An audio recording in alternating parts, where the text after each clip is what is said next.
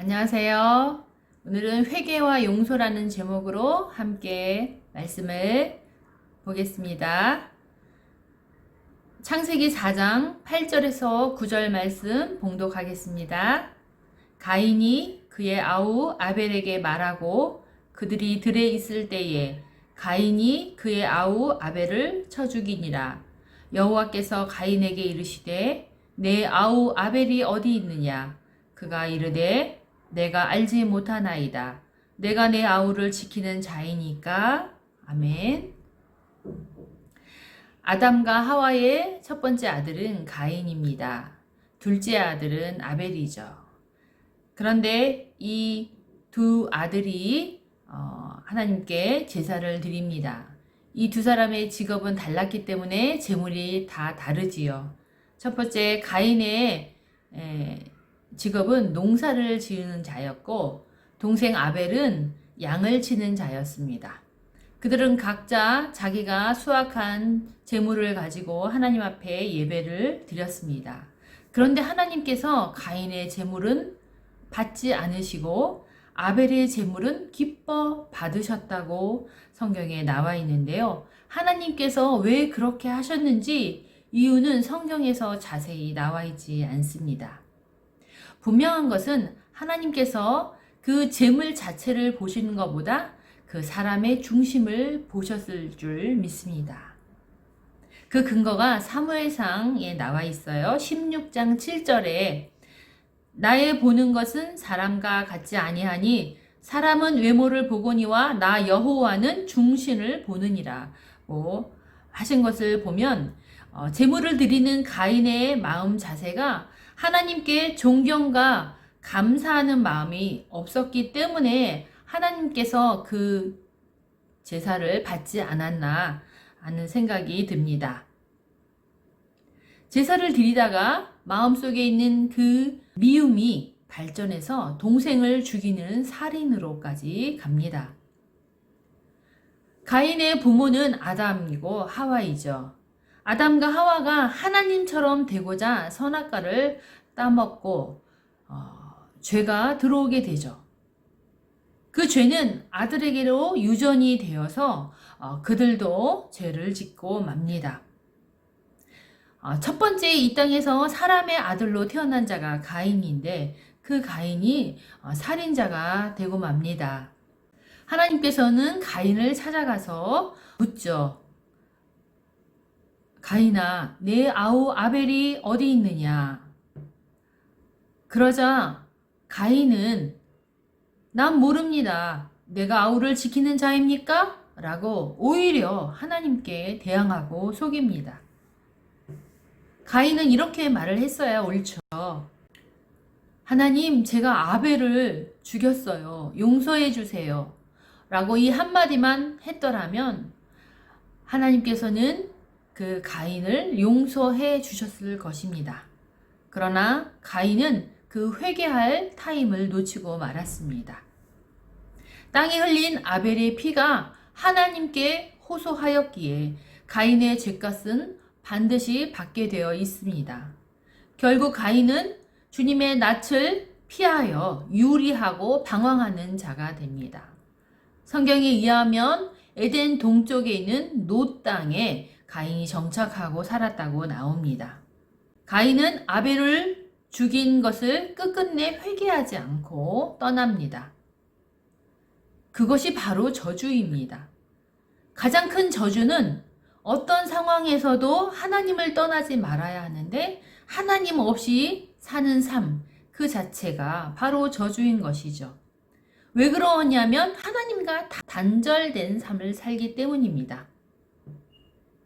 죄는 사람과 하나님 사이를 단절시킵니다. 우리가 윤리적으로 죄를 짓는 것도 있지만 내 마음대로 하나님 없이 하나님을 무시하고 내 뜻대로 살고 하나님을 떠나 사는 것이 더 큰 원죄인 것입니다. 우리가 이 죄를 고백하지 않으면 우리가 하나님께 나아올 수 없고 우리가 용서받을 수가 없는 것이지요. 요한일서 1장 9절의 말씀입니다. 만일 우리가 우리 죄를 자백하면 그는 미쁘시고 의로우사 우리 죄를 사하시며 우리를 모든 불의에서 깨끗하게 하실 것이오라고 말씀하고 있습니다. 가인은 죄의 문제가 해결되지 못하였기 때문에 마음속에 평화가 없어졌습니다. 가인에게는 두려움이 생겼습니다. 왜냐하면 내가 동생 아벨을 죽였기 때문에 남들이 자기도 죽일 거라는 두려움이 엄습했습니다. 성경에는 가인이 이렇게 말합니다. 무릇 나를 만나는 자마다 나를 죽이겠나이다 라고 하나님께 호소합니다. 그러자 하나님께서는 가인을 버리지 아니하시고 가인을 위로하는 말씀을 하고 있습니다. 창세기 4장 15절에 가인을 죽이는 자는 벌을 7배가 받으리라 하시고 가인에게 표를 주사 그를 만나는 모든 사람에게는 죽임을 면하게 하시리라고 보호하는 말씀을 하고 계십니다. 하나님께서는 가인에게 도피성을 주는 것과 같은 보호막을 쳐주십니다. 누가 가인을 만나더라도 가인에게 죽음을 면하게 하리라는 그 표를 주신 것이지요. 이것이 바로 하나님의 사랑에서 비롯되는 것입니다. 하나님이 사람을 지었기 때문에 여전히 하나님은 우리가 죄인임에도 불구하고 사랑하셔서 이 땅의 모든 것을 누리게 해 주시는 거죠. 그러므로 그 누구도 하나님을 대신해서 죄인을 정죄해서는 안 됩니다. 우리가 부모도 자식도 친구도 함부로 정죄해서는 안 됩니다. 하나님만이 벌하실 수 있습니다. 선악과를 따먹어서 사람들은 선악을 판단하고 스스로 판단자가 되어서 사람들을 정죄하기 시작합니다. 그러나 성경은 말씀하고 있습니다. 그 정죄하는 그 역할, 심판자의 역할은 오로지 하나님만이 하실 수 있다고 말씀하고 있습니다. 예수님께서도 말씀하십니다. 가늠한 자가 왔을 때 사람들은 돌로 그 가늠한 여자를 죽이려고 합니다. 그러나 죄가 없는 자만이 먼저 그 여자를 돌로 치라고 말씀하죠. 그러자 아무도 그 여자를 돌로 칠 자격이 없다는 것을 알고 다 뒷걸음쳐 도망갑니다. 그런데 우리는 왜 그렇게 살지 못할까요? 또한 예수님께서는 산상수훈에서 마태복음 5장 22절에 이런 말씀을 하고 계십니다. 나는 너희에게 이르노니 형제에게 노하는 자마다 심판을 받게 되고 형제를 대하여 라가라 하는 자는 공회에 잡혀가게 되고 미련한 놈이라 하는 자는 지옥불에 들어가게 되리라. 이런 무서운 말씀을 하고 계십니다. 형제를 판단하고 욕하는 자는 지옥불에 들어간다고까지 말씀하고 계십니다. 우리가 죄 지은 사람을 흉보고 미워하고 욕하면 바로 우리가 하나님처럼 판단하는 자가 되어서 지옥에 간다는 것입니다. 죄는 미워하셨지만 죄인을 사랑하셨던 예수님처럼 저와 여러분 모든 교회가 죄 지은 자를 하나님의 사랑으로 품어야 합니다. 동성애는 죄입니다. 그러므로 우리 교회는 동성애를 찬성하지 않습니다. 그럼에도 불구하고 하나님은 모든 사람을 사랑하라고 말씀하셨고 동성애자들까지도 사랑하시고 또한 그들을 구원하기를 바라고 계십니다. 교회가 그들을 정죄하고 판단할 때 그들은 교회로 들어오지 않습니다. 그것이 바로 그리스도의 정신입니다. 우리가 주님의 사랑으로 감싸고 권면하고 주님의 사랑을 끼칠 때 그들이 하나님께로 돌아와 회개할 수 있는 기회를 받는 것입니다. 교회가 할 일은 어려움을 겪는 자를 찾아가 위로하고 그들을 하나님의 사랑으로 품는 것이 우리의 숙제입니다. 이스라엘 왕의 가장 위대한 왕이 다윗 왕이죠. 왕은 부하의 아내를 흠모했습니다. 그래서 그 부하인 밧세바 아내를 빼앗기 위하여 부하를 죽게까지 합니다. 간음죄와 동시에 살인 교사죄를 짓고 맙니다. 그러나 그는 일개의 나단 선지자라는 한 사람의 지적에 그의 죄를 자백하고 눈물로 하나님께 용서를 구합니다. 역대기에 나오는 많은 왕들이 자신의 죄를 지적하는 선지자를 때리고 옥에 대부분 가두었습니다. 다윗이 만약 이 부분에서 자신의 죄를 회개하지 않았다면 가인과 같이 버림을 받았을지도 모릅니다. 사람은 실수할 수 있습니다. 때로는 죄를 지을 수도 있습니다. 그런데 무엇보다도 중요한 것은 죄를 지었을 때 빨리 자백하고 용서를 구하는 것이 구원을 받는 길입니다.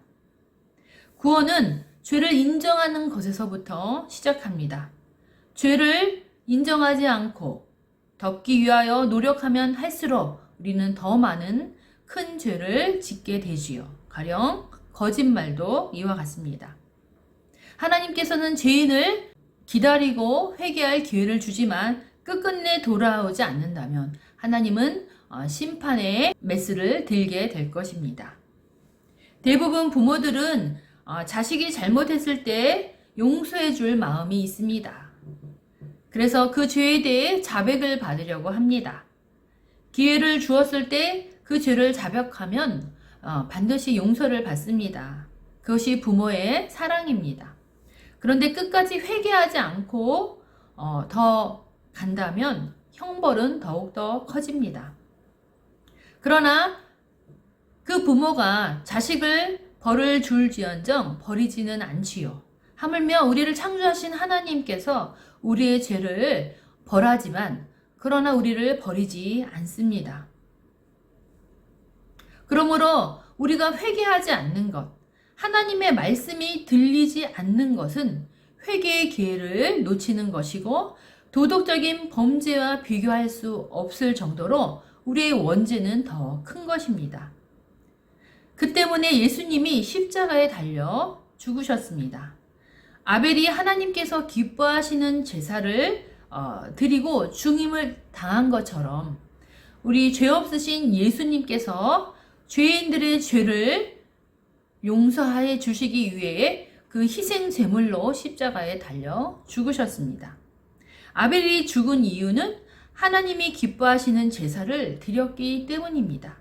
우리 예수님도 하나님이 기뻐하시는 그 제사의 희생 제물이 되어 주신 것입니다. 세상은 어둡습니다. 그리고 빛을 싫어합니다. 세상은 자신의 죄를 들춰내는 것을 아무리 오라도 싫어합니다. 그러나 자신의 죄를 들추고 고백하는 길만이 살 길입니다. 우리는 죄에 대하여 죽어야만 우리의 영이 살아납니다. 우리의 죄를 그리스도의 십자가에 못 박아야만 우리가 예수 그리스도와 함께 다시 살 수 있습니다. 그러므로 우리의 영이 살기 위해 우리의 죄는 죽어야 합니다. 가인이 동생 아벨을 죽였다고 우리는 가인을 정죄할 자격이 없습니다. 형제들을 정죄하는 자는 지옥불에 들어간다고 오늘 예수님께서 말씀하셨고 또한 우리도 가인과 같은 죄인입니다. 우리도 마음속으로 하루에도 몇 번씩 죽이고 싶도록 형제와 사람들을 미워합니다. 우리 안에도 가인의 죄, 그 피가 흐르고 있음을 우리는 고백해야 합니다.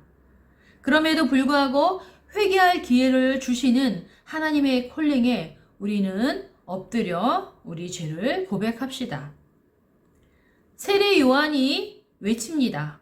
회개하라, 천국이 가까웠다. 이것이 바로 복음입니다. 복음은 기쁜 소식입니다. 그 복음의 주인공인 예수 그리스도께서 바로 우리에게 천국의 문을 열어주셨습니다. 사랑하는 우리 학생 여러분, 사랑이 많으시고 긍휼이 많으신 하나님께서 우리를 용서해 주시고 우리를 하나님의 자녀로 삼아 주실 것을 준비하고 있습니다. 그러므로 우리가 예수님을 떠났다면, 우리가 예수님과 단절됐다면 우리의 죄를 자백하시기 바랍니다. 우리가 그리스도로 인하여 우리의 죄를 용서받을 수 있습니다. 뿐만 아니라 우리가 우리 이웃의, 우리 형제의 죄도 우리가 함부로 판단하지 않고 정죄하지 말아야 합니다. 우리가 하나님의 사랑을 입은 것만큼 많은 이웃을 위하여 사랑하고 그들과 함께 웃고 우는 우리 그리스도 모든 형제가 되기를 간절히 축원드립니다. 기도하겠습니다. 사랑과 자비가 풍성하신 하나님 아버지, 가인이 죄가 없는 아벨을 죽였음에도 불구하고 그 가인은 끝끝내 회개하지 않았습니다. 우리는 모두 가인과 같은 죄인입니다. 하나님, 우리가 우리 죄 때문에 아벨과 같은 죄가 없으신 예수 그리스도가 죽었습니다. 그러나 우리가 우리 죄를 자백하고 시인하고 주님께 회개한다면 하나님, 우리가 다시 한번 주님과 함께 부활의 영광을 누릴 줄 믿습니다. 우리를 그토록 사랑하신 하나님의 그 사랑을 우리가 받고 이제 많은 사람들도 하나님, 우리가 정죄하지 아니하고 사랑으로 하나님의 은혜를 끼치고 보여주는 모든 크리스찬이 되도록 주님 축복하여 주시옵소서. 속히 코로나19가 하나님 없어지고 우리 모든 인류에게 하나님의 은혜를 보는 귀한 시간이 속히 오게 도와주옵소서. 하나님, 일주일 동안도 우리 학생들 말씀으로 승리하며 말씀을 깨닫는 귀한 축복을 내려 주시길 원하오며 예수님의 이름으로 간절히 기도드렸습니다. 아멘.